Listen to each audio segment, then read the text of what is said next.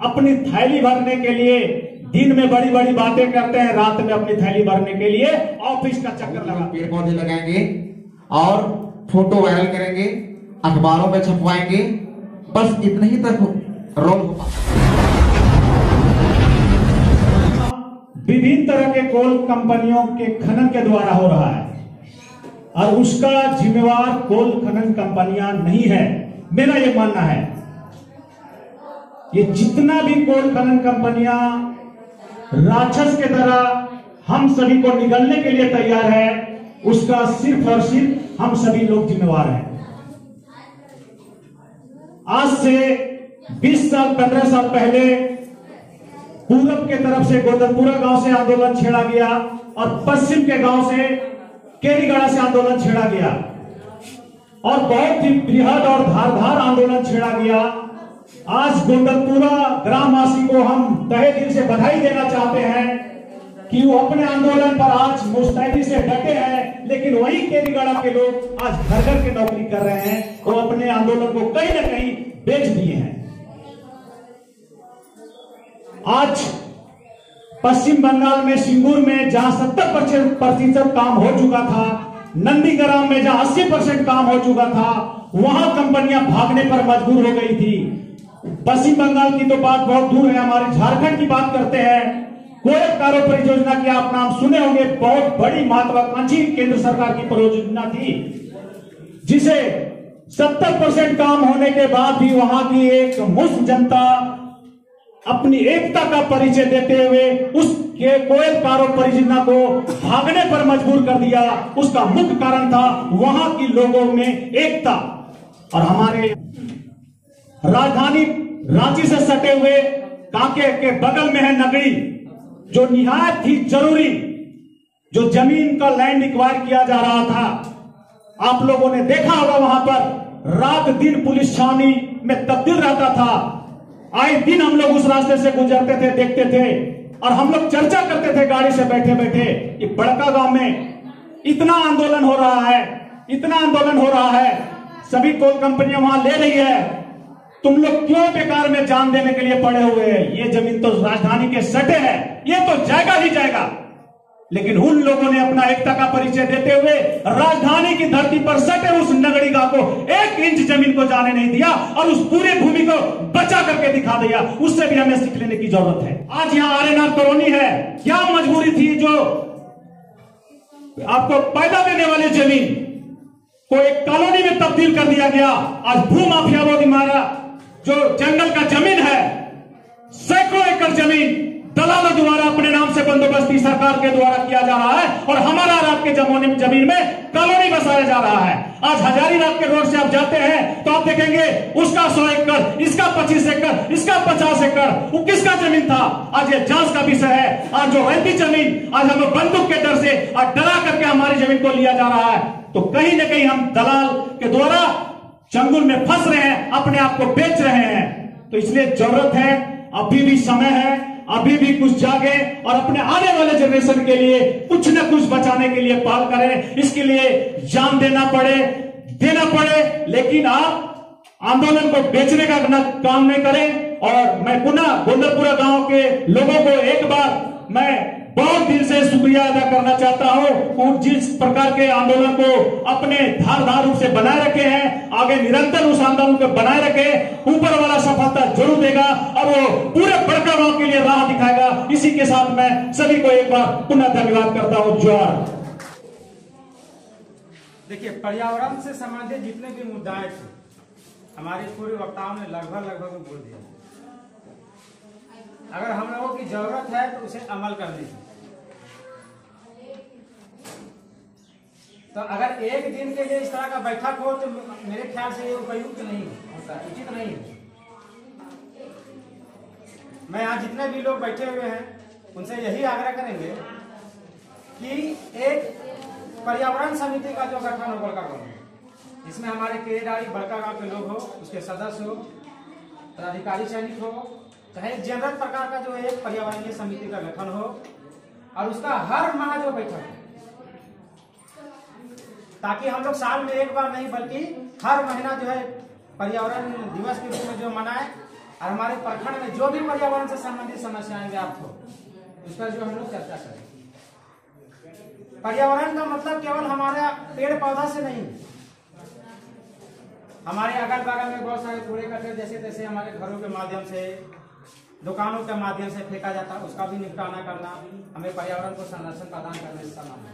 हमारी मृदा को संरक्षण प्रदान करना हमारा पर्यावरण का संरक्षण है। तो हम लोग को ये किसी एक की बस की बात नहीं है। हम लोग अगर टीम भावना से अगर काम करेंगे तो इस लक्ष्य को हमें ज्यादा गति प्राप्त होगी, बल मिलेगी। इसलिए हमें टीम भावना के रूप में काम करना है।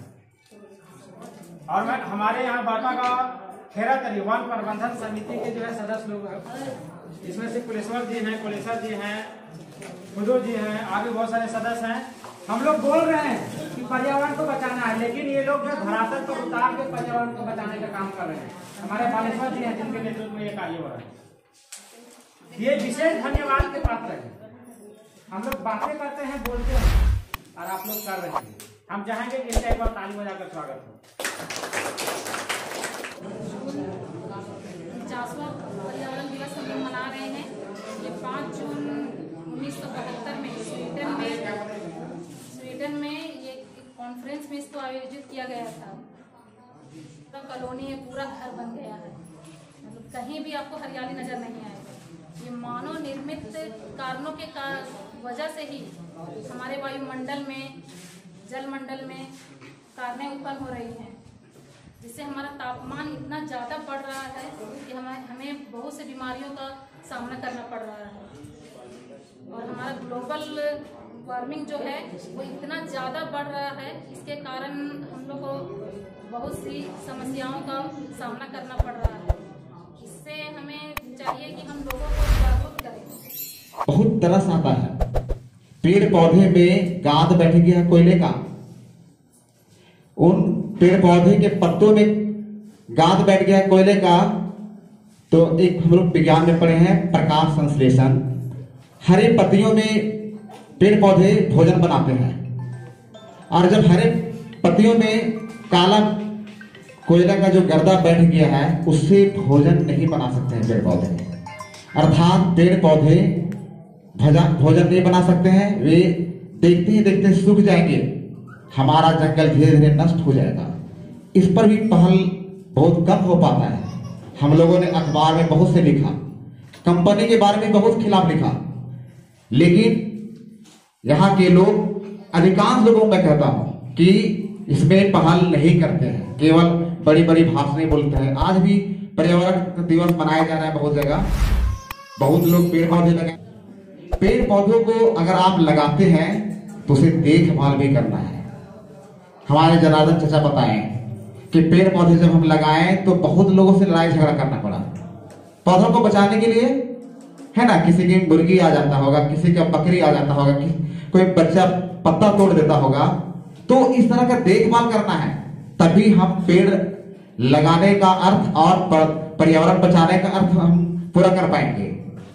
बहुत से बातें यहाँ पे हो चुकी है, मैं पॉइंट पर बात करना चाहूंगा क्योंकि बहुत से वक्ता यहाँ पे आए हैं, विद्वत्ता है उसमें। पर्यावरण तभी हम बचा सकते हैं जब हमारा जल जंगल जमीन रहेगा तब। एक कहावत है, न रहेगा बांस न बजेगी बांसुरी। हमारा जब जमीन ही नहीं रहेगा पेड़ पौधे कहां से होगा, जल ही कहां से होगा। इसलिए पहला प्राथमिकता है जंगल के साथ साथ पेड़ और ये जमीन को बचाना। बड़े बड़े कंपनियां आ चुकी है, हम लोग केस और मुकदमे से फंस जाते हैं, डर से लोग नहीं आगे आ पाते हैं। तो कहने का मतलब है, गांधी जी ने कहा था करो या मरो, मरना पड़ेगा। इसके लिए पेड़ पौधे लगाकर हम सभी देखभाल करें, ये हम आप लोगों से आग्रह करते हैं। पेड़ को बचाना है, जंगलों में लगी आग को तो बचा रहे हैं, हम सभी का दायित्व होना चाहिए। साथ ही कहना चाहूंगा, प्लास्टिक का उपयोग करते हैं हम लोग बहुत ज्यादा। बाजार जाते हैं, पॉलिथीन ले लेते हैं, सब्जी ले आते हैं, उसी से अनाज ले आते हैं। प्लास्टिक में एक टॉक्सिन नामक तत्व है जिससे अस्थमा की बीमारी होती है, बहुत कैंसर की बीमारी होती है। तो हम सभी माताओं बहनों से आग्रह करते हैं कि प्लास्टिक का प्रयोग ना करें, घर से झोला लेकर जाएं और झोला में ही अपने सामान को ले आए। अगल बगल में प्लास्टिक को किसी को फेंकने ना दे, उससे हमारा जमीन भी प्रदूषित हो जाता है। साथ ही कहना चाहूंगा, कोयला खदान के अलावा बहुत से सरकार का कहना है, बहुत लोगों का कहना है कि कोयला खदान से हमारे बिजली होता है। हम सरकार से कहें, प्रशासनिक पदाधिकारियों को कहें कि कोयला खदान ना खोलकर हम सौर ऊर्जा से बिजली का उत्पादन करें। ये हम सभी और अभियान चलाएं कि कोयला खदान को छोड़कर हम सौर ऊर्जा से बिजली उत्पादन करें, तभी हमारा जल जंगल जमीन बचेगी। क्योंकि अमेरिका शुरू कर दिया है, भारत में सबसे ज्यादा सौर ऊर्जा से बिजली का उत्पादन गुजरात में होता है। हम भी ऐसा प्रयास कर सकते हैं, तभी हमारा जो कोयला खदान में जा रहा है हमारा जल जंगल जमीन वो बचेगा। उससे कहना चाहूंगा, और खेती बाड़ी बहुत लोग धीरे धीरे छोड़ते जा रहे हैं, खेती बाड़ी अवश्य करें। कोरिया और फैशन के जमाना में ना जाएं, खेती बाड़ी करते रहना हम लोग को। और सबसे बड़ी बात है नदियों का, नदियों को बचाना है हम सभी को। हमारे बड़का गांव में ही देख लीजिए, जिस नदी में आप चले जाएं वहां बालू का खनन हो रहा है, बालू सब निकल जाएगा तो पानी कहां से बचेगा नदियों में। नदियों के किनारे हमारा ज्यादा से ज्यादा खेती बाड़ी होता है, भगवान भरोसे हम लोग हैं और नदियों पर भरोसा है। सिंचाई के साधन बहुत कम है हमारे यहाँ, तो नदियों को बचाने के लिए आपको पहल करना होगा हम सभी को। अखबार में हम लोग बहुत से लिखते हैं, लेकिन जब तक पब्लिक नहीं जागेगी सुधार कभी नहीं होगा। हमको और आपको सुधार करना होगा। बालू उत्खनन बहुत ज्यादा हो रहा है, सभी लोग टुकुर टुकुर ताकते रहते हैं, नदी नष्ट हो रहा है। एक दिन ऐसा आएगा कि खेती बाड़ी करने के लिए भी पानी भी नहीं मिलेगी। इसलिए कहना चाहूंगा माताओं बहनों से, जिस तरह से आप जंगल में आग लगे हुए को बुझाते हैं, आप भी बालू को बचाने के लिए, नदी को बचाने के लिए उसमें भी पहल जरूर किया जाए। हम लोग भी साथ रहेंगे। पहाड़ पर्वत को बचाना है। मैं एक बार गया था त्रिवेणी कंपनी का कोयला खदान को देखा, पहाड़ को उजाड़ना था जेसीबी मशीन से, बहुत कष्ट हुआ। मैंने बहुत पत्रकार लोग बोले कि पहाड़ को कम से कम बचने दीजिए, तो उस दिन पहाड़ को बचा दिया गया। फिर क्या गारंटी, हम लोग आगे होंगे शायद पहाड़ को काट दिया होगा, तालाब को भर दिया गया बहुत जगह। तो पहल कीजिए। हम लोग कंपनी वालों से भी कहना चाहेंगे कि पहाड़ पर्वत और तालाब को रहने दिया जाए, नदियों को बचाया जाए, तभी हमारा और आपका जीवन व्यतीत हो सकता है बढ़िया से। कहना चाहूंगा, कम से कम वाहन का प्रयोग करें। हमारा घर बड़कागढ़ चौक के बगल में है, मोहल्ले में है। कुछ सब्जी लाना पड़ता है, तुरंत मोटरसाइकिल निकालना पड़ता है लोग, मैं तो पैदल चलता हूं बहुत ज्यादा।